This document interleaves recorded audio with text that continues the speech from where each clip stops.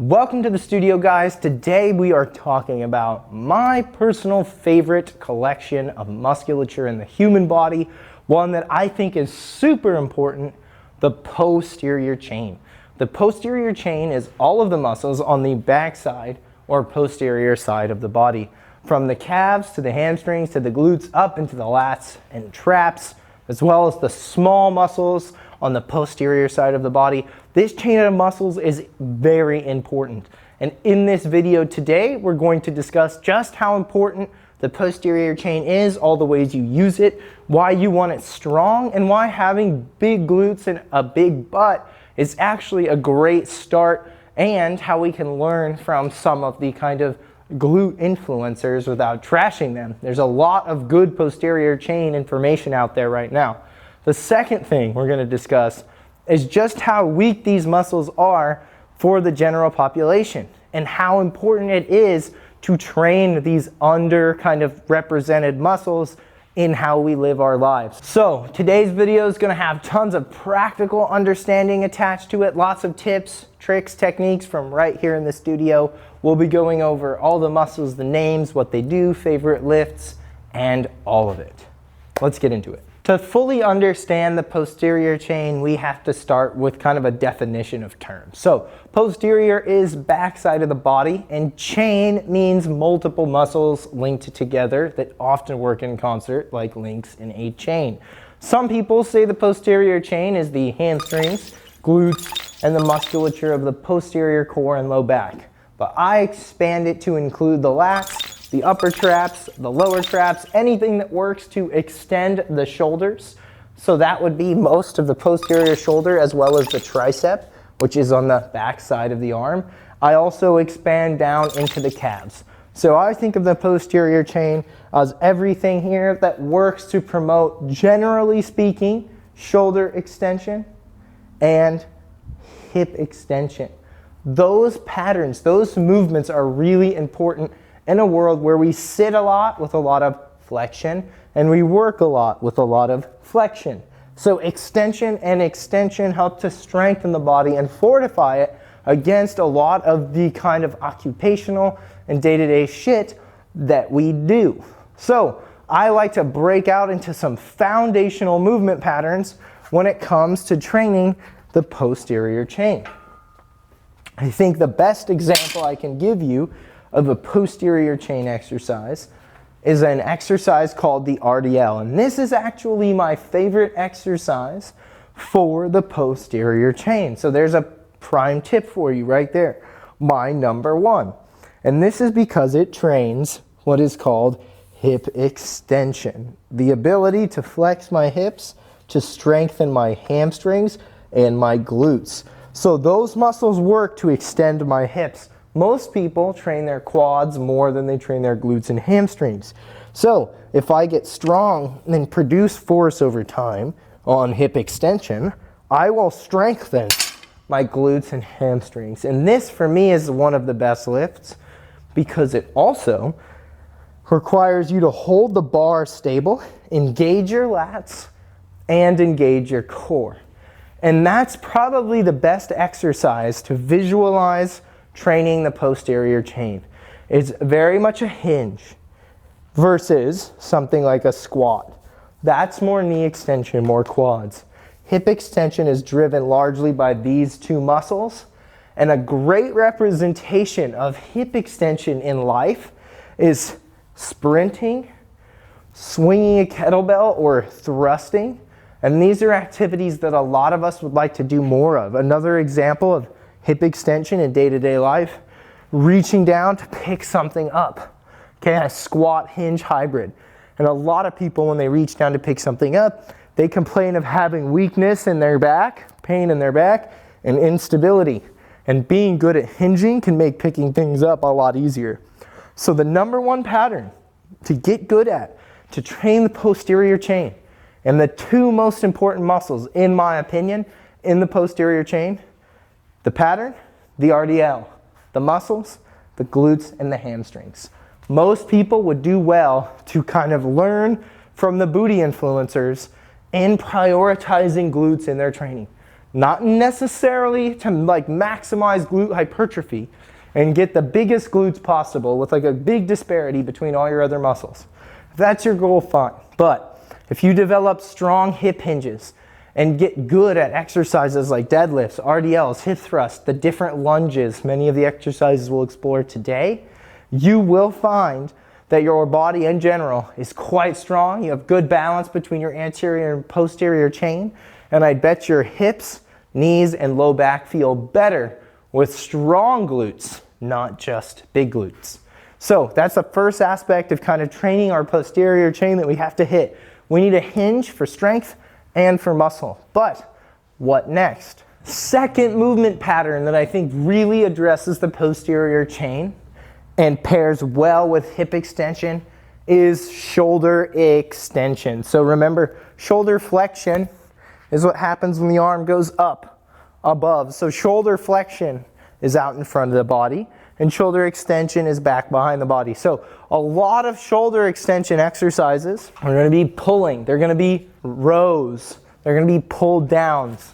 A great example of shoulder extension is this TRX row. My elbows are coming back behind the body. I'm coming forward with slow, controlled tempo. My upper back, my rear delts, my biceps are all working here. And while the biceps are on the anterior chain, we'll really work in the back and the rear delts. This extension of the shoulder trains the back side of the body, especially in the upper back. Another form of pull that we can do that also trains some shoulder extension and also kind of just works naturally to work the lats, the biggest kind of muscle in the upper portion of the posterior chain. We pull straight down. So these are pull downs. Remember those rows we just did, they were more pull ins. We were rowing more horizontally. This is more vertical. So it works the lats quite well. Those muscles, those pulling movements like this and like this train the upper half of the posterior chain. Those hinges are great for the glutes and the hamstrings, the lower portion. I'll give you some other examples. The muscles of the posterior side of the shoulder. So these small muscles back here, like the rear delts or the muscles in between the shoulder blades, the rhomboids, we can train those by pulling away from the body. So many popular exercises for these small shoulder muscles are these rear flies, things like this. We can do the same thing with dumbbells, for example. I can simply position myself so that the sides of my shoulders, the back sides, are doing the lift here. And we can train the posterior shoulder. So really, training the upper part of the posterior chain comes down to this. We have to pull in from different angles. We have to push away from different angles. So kind of like swimming out, okay, and kind of like pulling in. Those two patterns, pulling from the floor with this hip extension and pulling in with these vertical and horizontal pulls, will train all the muscles. But let's talk about how these muscles get weak or maybe aren't functioning at their fullest capacity the way we live and operate. When it comes to posture and mobility and the resilience of the body, I'm not much of an alarmist. I think the human body is very resilient, but spending a ton of time in seated positions, which many of us do, means that we are spending more time with our hips flexed and probably with our shoulders in a more flexed work-like position, driving, texting, computing, than we are in extension, the opposite positions that work the posterior chain.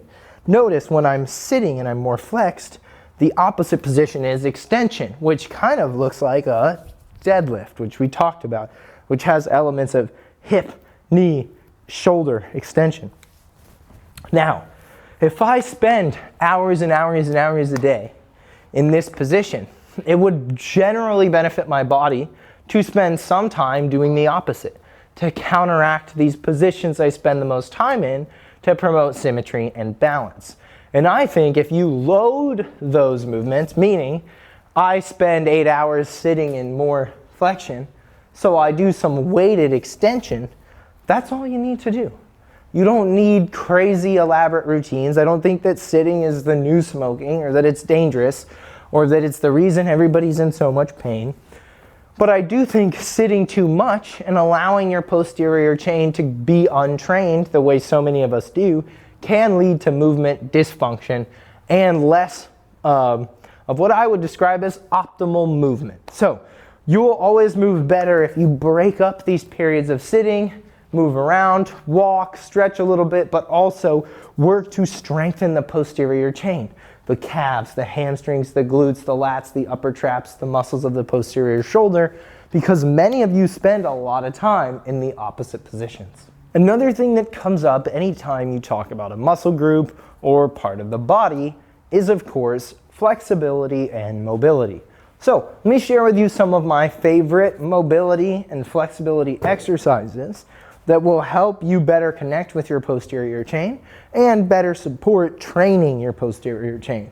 The first is a couch stretch, which is a stretch for the quads and the psoas to help loosen the actual front portion of the hip. I find that sitting in this position long term for people, up to a minute, maybe longer, can be helpful for loosening tightness in the quads and allowing for good hip extension, as well as good, or hip flexion and hip extension, good feeling and good proprioception on reverse lunges and other exercises I love for the posterior chain, like split squats, which, yes, do work the quads, but remember, we want these things to work together. We want our anterior and posterior chain to work together. So a deeper split squat with a more collapsed torso lets me get more glutes, and working on the couch stretch helps me do that, as well as reverse lunges and other things. We also love to open up the hip sockets. I find generally that more hip mobility means better posterior chain training and better functionality overall. So the 90-90 is in play, an exercise that allows us to kind of use the ball and socket of the hip, almost like a duster, to get up into those pockets and cavities of the acetabulum, the big pocket where your hip socket really kind of, that's what your hip socket is. You kind of dust it, you get it cleaned out, you get moving. So another awesome one. Another great stretch for the posterior chain is anything that's going to address tightness in the hamstrings. So very popular stretch here would be this straight-legged kind of rounding forward stretch into the hamstring. You can do this on the floor. You can use a towel to pull your leg back, but many people complain of having tightness in their hamstrings. So if there was a muscle to flex or stretch in this capacity, it might be the hamstring, but I would still train it to get strong because it's such an important muscle in the posterior chain. Don't think, hey, my hamstrings feel tight, I'm not going to train them. You certainly want to train them to be quite strong. Now, for the posterior chain, as far as mobility goes, there's two huge pieces that I think need to be discussed. The first is the T-spine. Spinal mobility to me is a posterior chain thing. Your spine is quite literally in your fucking back. I don't know what to tell you. So if you're talking posterior chain, you should be talking T-spine. The shoulder too. You want to have good shoulder mobility. An exercise I love that kind of helps with both is threading the needle, reaching through, allowing the thoracic spine to rotate. You also get a great stretch in the rhomboid and in the back of the shoulder. Come through, lift up and around, follow with your eyes, and repeat. Some people do it with this kind of chicken wing stance, and you can open up into external rotation for the shoulder. External rotation being this or this. This is another exercise you can do, something like this. Some people will even tie a cuff, but you want to promote external rotation. Very common exercise you'll see for shoulder stability and strength, and for the posterior chain, is this movement here, this external rotation.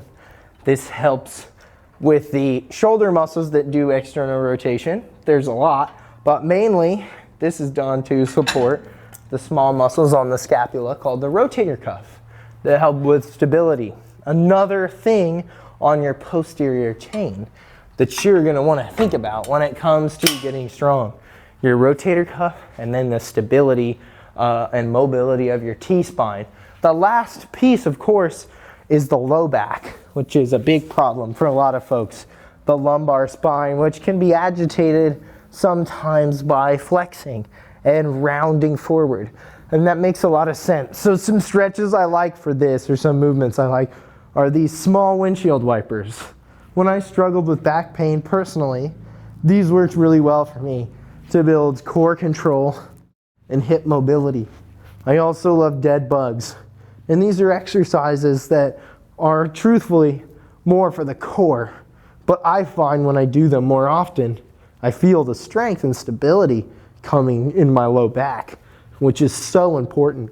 From this position, I can also do one of my favorite stretches for the low back, which is just what I call thighs to chest, and just pulling in and breathing. And do it one side at a time. This also helps with getting mobility in your squats. From that, you can flow into like a very regressed figure 4, or if you're good and mobile, something a little bit more advanced like this that's going to stretch up into your low back. And I find that a lot of people have low back pain that's caused by who knows what, right? But generally, in my opinion, movement makes it better unless you have a specific reason not to move, like an injury or a contraindication to movement. But for many people, movement, stretching, all of that will help. But the best thing to build a confident and resilient lower back is strong glutes, hamstrings, and lats, the muscles that work to support the lower back. So that brings us full circle all the way back to where we started, which is the posterior chain and why the hamstrings, glutes, lats are so important. I think it's because we want to keep balance and symmetry in our physique and what it can do. And with all the time we spend in certain positions and all of the training we do for things like chest and arms and oftentimes thighs and quads, it's always a good idea to check, are we doing enough on the back side of the body? Keeps things going, keeps things functioning well. And for sure, we want to promote external rotation, shoulder extension, hip extension, and we want to have good mobility in the T-spine and good stability in the low back. And these things come from proper posterior chain training. If you want to learn more about training the body and the movements required to train certain body parts and why we do this and how it matters and how it can scale to your fitness level, be sure to like this video, hit subscribe, follow the channel, comment with any questions you have. I'm happy to go through and try to answer as many as I can. I'll catch you guys on the next video.